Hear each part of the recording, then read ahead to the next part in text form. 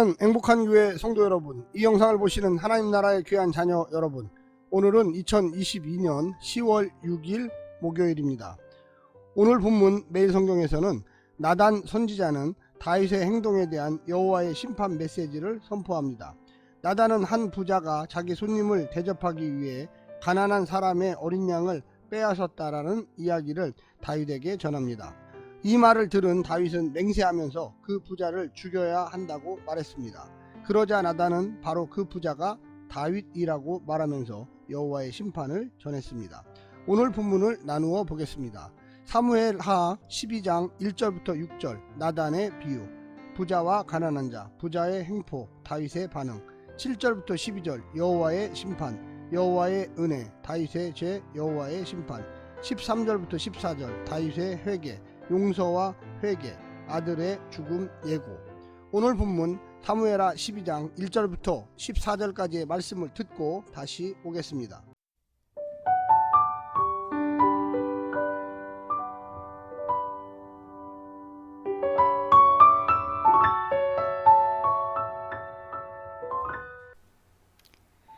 사무엘하 12장. 여호와께서 나단을 다윗에게 보내시니 그가 다윗에게 가서 그에게 이르되 한 성읍에 두 사람이 있는데 한 사람은 부하고 한 사람은 가난하니 그 부한 사람은 양과 소가 심이 많으나 가난한 사람은 아무것도 없고 자기가 사서 기르는 작은 암양 새끼 한 마리뿐이라. 그 암양 새끼는 그와 그의 자식과 함께 자라며 그가 먹는 것을 먹으며 그의 잔으로 마시며 그의 품에 누움으로 그에게는 딸처럼 되었거늘 어떤 행인이 그 부자에게 오매 부자가 자기에게 온 행인을 위하여 자기의 양과 소를 아껴 잡지 아니하고 가난한 사람의 양 새끼를 빼앗아다가 자기에게 온 사람을 위하여 잡았나이다 하니 다윗이 그 사람으로 말미암아 노하여 나단에게 이르되 여호와의 살아계심을 두고 맹세하노니 이 일을 행한 그 사람은 마땅히 죽을 자라. 그가 불쌍히 여기지 아니하고 이런 일을 행하였으니 그 양 새끼를 4배나 갚아주어야 하리라 한지라. 나단이 다윗에게 이르되 당신이 그 사람이라. 이스라엘의 하나님 여호와께서 이와 같이 이르시기를 내가 너를 이스라엘 왕으로 기름 붓기 위하여 너를 사울의 손에서 구원하고 내 주인의 집을 내게 주고 내 주인의 아내들을 내 품에 두고 이스라엘과 유다 족속을 내게 맡겼느니라. 만일 그것이 부족하였을 것 같으면 내가 내게 이것저것을 더 주었으리라. 그러한데 어찌하여 내가 여호와의 말씀을 업신여기고 나 보기에 악을 행하였느냐. 내가 칼로 햇사람 우리아를 치되 암몬 자손의 칼로 죽이고 그의 아내를 빼앗아 내 아내로 삼았도다. 이제 내가 나를 업신여기고 햇사람 우리아의 아내를 빼앗아 내 아내로 삼았은즉 칼이 내 집에서 영원토록 떠나지 아니하리라 하셨고 여호와께서 또 이와 같이 이르시기를 보라 내가 너와 내 집에 재앙을 일으키고 내가 내 눈앞에서 내 아내를 빼앗아 내 이웃들에게 주리니 그 사람들이 내 아내들과 더불어 백주에 동침하리라. 너는 은밀히 행하였으나 나는 온 이스라엘 앞에서 백주의 이 일을 행하리라 하셨나이다 하니 다윗이 나단에게 이르되 내가 여호와께 죄를 범하였노라 하매 나단이 다윗에게 말하되 여호와께서도 당신의 죄를 사하셨나니 당신이 죽지 아니하려니와 이 일로 말미암아 여호와의 원수가 크게 비방할 거리를 얻게 하였으니 당신이 낳은 아이가 반드시 죽으리이다 하고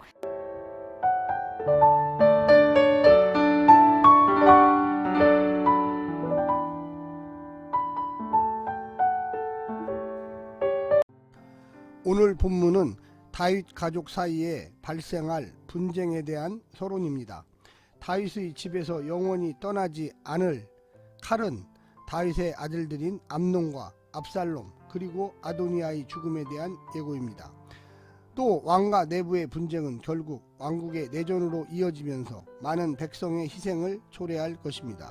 압살롬으로 밝혀지게 되는 다윗의 이웃이 다윗의 처들과 공개적으로 동침할 것입니다. 압살롬의 반란은 세바의 반란으로 이어지면서 왕국의 큰 위기를 초래할 것입니다. 다윗은 비록 하나님의 용서를 받았으나 그분의 징계는 피할 수가 없었습니다. 오늘 본문을 4부분으로 나누어 자세히 설명드리겠습니다. 첫 번째, 다윗에게 말씀을 보내다. 하나님께서 다윗에게 나단 선지자를 보내셨습니다. 다윗의 말씀을 보내신 것입니다. 그 어떤 것으로도 자기 죄를 깨닫지 못하는 그에게 이제 살아있는 말씀을 보내십니다. 자기 맘대로 오고 가라고 명령할 수도 있고 살리기도 하고 죽이기도 할 수 있다고 착각하는 다윗에게 그를 살리기도 하고 죽이기도 하고 왕위에 올릴 수도 있고 내릴 수도 있는 분이 따로 계시다는 것을 알게 하기 위해서 선지자를 보내셨습니다. 그의 모든 것을 알고 계시고 그를 여전히 기다리시는 분이 있음을 알리기 위해서 보내셨습니다. 그는 이 말씀을 반드시 들어야 하는 피조물에 불과하다는 것을 알리기 위해서 보내신 것입니다. 두 번째, 다윗에게 이야기를 들려주신다. 다윗은 지금 하나님의 말씀을 들을 준비가 안 되어 있습니다. 아마 선지자마저 죽이려고 할 것입니다. 그래서 아이 다루듯 이야기를 들려주십니다. 다윗은 이미 나단 선지자의 이야기 속 부자가 자신을 가리킨다는 것을 조금도 눈치 못할 만큼 완악해져 있습니다. 나를 향한 말씀이 들리지 않을 때만큼 우리 영혼에 위험한 상황은 없습니다. 진정한 복음은 타인의 신앙을 논평하는 데 그치지 않고 늘 나 자신을 향하게 합니다. 세 번째는 다윗의 죄를 드러내시다. 나단의 이야기 속 부자가 바로 다윗이라고 하십니다. 선물로 주신 이 부가 넉넉한데도 취하고 빼앗고 착취하는 열방들의 왕들처럼 밧세바를 빼앗고 우리아를 죽였습니다. 그의 왕권도 그의 백성도 모두 하나님의 것임을 잊었습니다. 하나님의 말씀을 없이 여기는 순간 그는 아무것도 아닙니다. 왕의 자리는 무의미해졌고 그가 할 수 있는 것은 아무것도 없습니다. 하나님이 동행하시지 않는 인생은 아무것도 아닙니다. 마지막 네 번째는 다윗에게 심판을 예고하다. 하나님의 말씀을 없이 여긴 다윗에게 무시무시한 심판을 선고합니다. 백주에 저지른 범죄에 백주의 수치를 당할 것이다. 다윗이 곧장 회개하여 죽음만은 면하겠지만 아들은 잃을 것이다.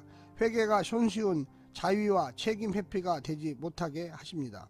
오늘도 주님은 권력 앞에서 쓴소리를 거침없이 낼 수 있는 지도자를 보고 싶어 하십니다.